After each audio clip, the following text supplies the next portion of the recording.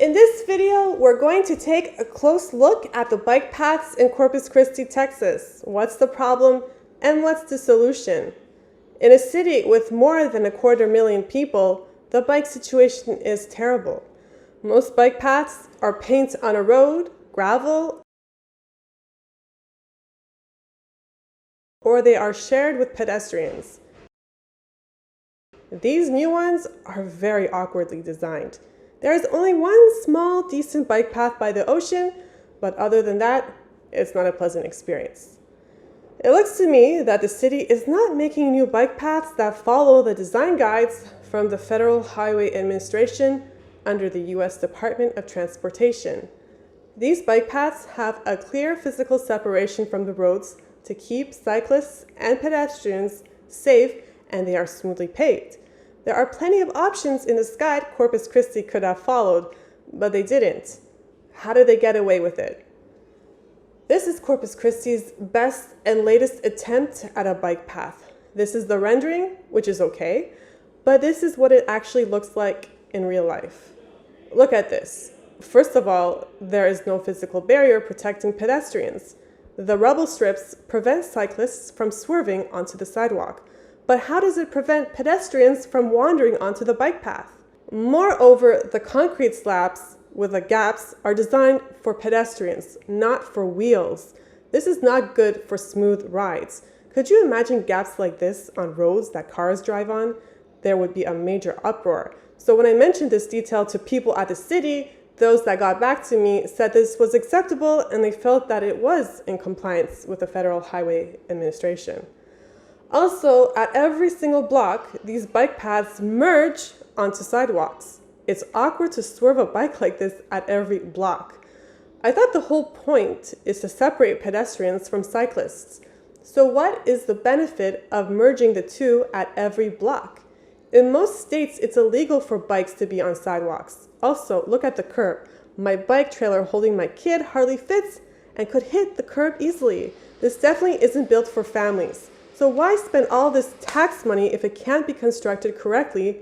Why didn't they just follow the renderings, and who designed these finalized pseudo bike paths? I asked around and got no answers. San Antonio has these bike path style correctly implemented, but not Corpus Christi. From what I know, how it works in the city is that the MPO, which is the Metropolitan Planning Organization, made plans for bike paths, but it's up to the city as to how they are constructed. There is a huge 134-page plan they made with the renderings you can find on coastalbendinmotion.org. So what's the point of making these plans if the city didn't want to follow them? Corpus Christi was recently ranked at the bottom of the list for bike cities at 159. Even McAllen, Texas beat Corpus Christi on this list. Corpus Christi may seem like a small city, but it's actually bigger than Orlando, Florida in terms of population, and it is not that far off from Miami. Yet these cities all have miles and miles of safe and smoothly paved dedicated bike paths, and they were ranked much higher. This city accommodates for other communities, such as skateboarders have a skate park, disc golfers have disc golf parks, and even dogs have dog parks. But not much with a cyclist in mind, just half-hearted efforts and theater. The demand is there. 1 in 3 Americans own a bike. Look at the bike rack on a random day at this local school. Every garage I peek inside has at least one bike for a kid. So clearly, there is a big community, especially with children. So some of you might be saying, like, this city has other priorities, like homeless people.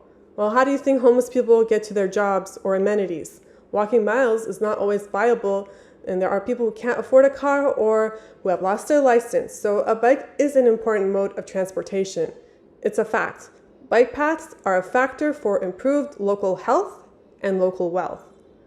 The city will say they care for cyclists. There are air pumps at some bus stops, lots of bike parking, and all the public buses have a bike rack. That's nice, but is it just theater? What good are all these features when there are limited options as to where you can ride your bike? So, why won't the city make a good bike path following the design guides from the Federal Highway Administration? Is it complacency, Or is it a lack of competency? Or is it a lack of money? I contacted the city council members and only one got back to me on this matter and told me to contact the Director of Planning and Environmental Services. So I contacted the Director of Planning and Environmental Services, and he said to contact the engineering department. And I contacted the engineering department and couldn't get past the receptionist, and there is no email address on the website. It's kind of sketchy, actually. So do you see how things get tricky in this city? You know, this would be the perfect city for cycling. It's sunny, it's flat. The nicest place to cycle is definitely by the water, but there needs to be more, especially connecting people to amenities. Let's push the decision makers to do the right thing. Here is how you can make a difference. The easiest thing to do is sign this petition. It's gotten hundreds of signatures so far. You can find the link to it below. Send an email to your local city council member, the city manager, and the mayor. I provided a sample email you can copy and a link so you can find your city council member. Make a public comment at the city meeting. It's really easy to do that. The instructions are clear on the city's website, and I will provide a link to that below. Buy merch. Let your community know with a t-shirt, hat, car sticker, and more. Share the message and share this video. The only way change happens is when everyone does a few of these things. Already this cause has been getting attention in the media. The more pressure, the more you increase the likelihood for positive change. Clearly, the cycling community is not happy with the city's effort. Here's what they had to say. Is Corpus Christi making a reasonable effort to accommodate cyclists here? Are they? I guess in a way they're putting in some bike lanes. Are you happy with those bike lanes? No, they're too small. They're too narrow. Have you used them? Yes, and the problem is with motorists is they don't give the 3 feet even in the bike lane. Are you happy with the bike paths in Corpus Christi? No, we really don't have any bike routes. We have a small one up here on Upriver Road. It's maybe a mile and a half. And then to cycle, you have to cycle with a group and you use the road. We do have another biking path. It's Ocean Drive. It's under construction right now. So hopefully when they're done with that, we'll have that area and that would be great. Is Corpus Christi making a reasonable effort to accommodate cyclists? I don't think they are. They have lanes here and there. They made these weird bike sidewalks that you're supposed to share with pedestrians. Me, you know, riding 15, 20 miles an hour, I'm 200 pounds. I hit somebody walking, they're going to the hospital. Is Corpus Christi making a reasonable effort to accommodate cyclists? No, in my opinion, no, they're not. The bike lanes that they do have are few and far between. Some of them end abruptly, and there's no continuity to the bike lanes. Have you tried the new bike paths on Rodfield, Alameda, the Corona? You know those sidewalks beside the sidewalk? Yeah, they're okay. For serious cyclists, they're not really appropriate. Overall, do you feel safe riding your bike in Corpus Christi? No. Are there enough good bike paths or routes that are safe in Corpus Christi? There are some. There's one in particular over at Oso Wetlands Park. About 4 miles there is a real nice, safe bike path that my wife and I rode and is real nice. We stay off the streets. We stay on the sidewalks. Unfortunately, not all the sidewalks are designed for bikes.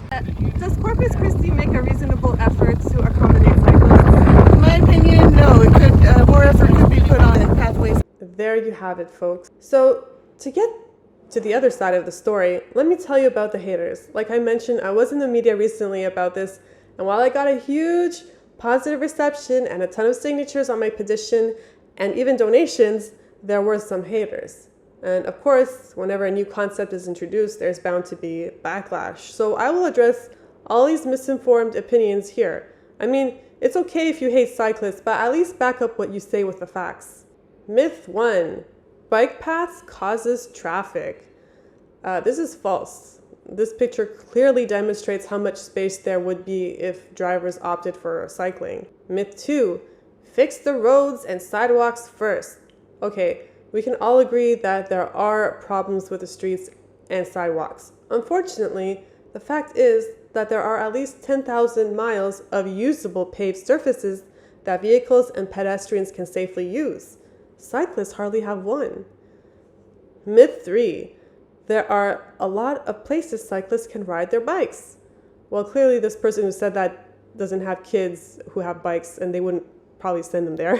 I mean, it's false. Not a single cyclist have a safe place to cycle. There are virtually no bike paths that follow the design guides from the Federal Highway Administration, like I said, except by the ocean. The designated bike paths in Corpus Christi are generally not safe or pleasant. This is more a silly misconception than a myth. If you don't like it, move. You know, it's silly to suggest to people to move, quit their jobs, change careers, cut family ties, and reestablish themselves elsewhere just for bike paths. A city is supposed to accommodate for their communities. We have dog parks for dogs. We have disc parks for disc golf players and skate parks for skateboarders. Myth 5. Cyclists do not pay taxes for the roads. This is so false because roads are funded by taxes from income and sales. The official funding information can be easily found with a quick Google search, so I don't know why people say that. I mean, you could say that people who are more active are generally more productive members of the economy with higher earnings and less hospital costs. In fact, it has been proven that having bike paths improves the local economy. Myth 6. Cyclists are not held responsible for traffic violations. Okay, so this is false because there's nothing written in the law that says cyclists are exempt from the law. Nothing at all. So the reality is some people just don't like cyclists. I mean, it's a democracy. You can say whatever you want. You can have your opinions. I mean, if anything, that in itself proves the needs for safe bike lanes because sometimes drivers lash out their anger on vulnerable cyclists and actually collide into them. Cyclists need some protection from this irrational hatred. Also, to the haters, you should not use your own personal bias to make decisions for the city. It is estimated that 1 in 3 Americans own a bike. That would be 108,593 citizens of Corpus Christi. A city is supposed to accommodate for their communities, especially cycling, because it is proven to be beneficial for the local economy, improve health, improve car congestion, and the environment. Well, that's all I have to say about the situation about bike paths in Corpus Christi. I have hope that things will change for the better. Already I got a few hundred signatures on the petition, and did I also mention that I made my case on local TV? The movement is just getting started. All cities eventually get bike paths because they all realize sooner or later that it is essential. It is not a matter of if, it is a matter of when. Thanks for watching, and I hope we can make a difference.